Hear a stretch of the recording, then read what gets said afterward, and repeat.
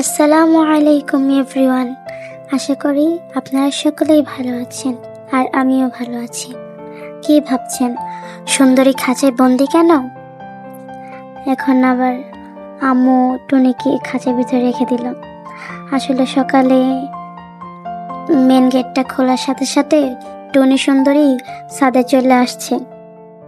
এত সকালে চলে আসছে, ছাদে এসে দৌড়াদৌড়ি করতেছে, দুজন মারপিট করতেছে। আম্মু এটা দেখে দুজনকে খাঁচায় বন্দি করে রেখে দিছে।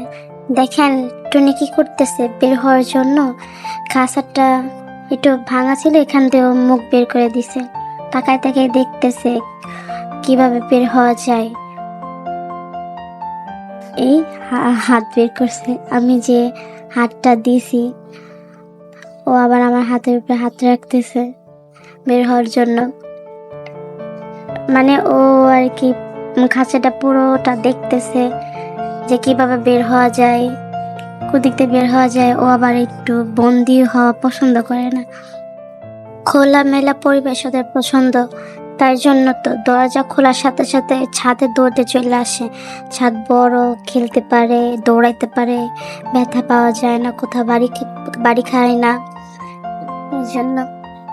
আর এদিকে সুন্দরী চুপচাপ বসে আছে, নড়তেছেও না, কিছু করতেছেও না, বের হওয়ার চেষ্টাও করতেছে না। কিন্তু টুনি তো ও তো বন্দি হওয়ার একদমই পছন্দ করে না। তাই ও খুব বের হওয়ার জন্য খুঁজতেছে, এইখানে ওখানে সব জায়গায় খুঁজতেছে বের হয়ে যায় কিনা, কিন্তু ও পারতেছে না। কিভাবে বের হওয়ার চেষ্টা করতেছে।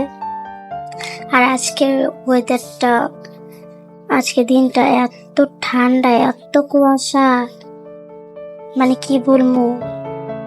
দেখেন, আপনারাই দেখেন, কিছুই দেখা যাইতেছে না।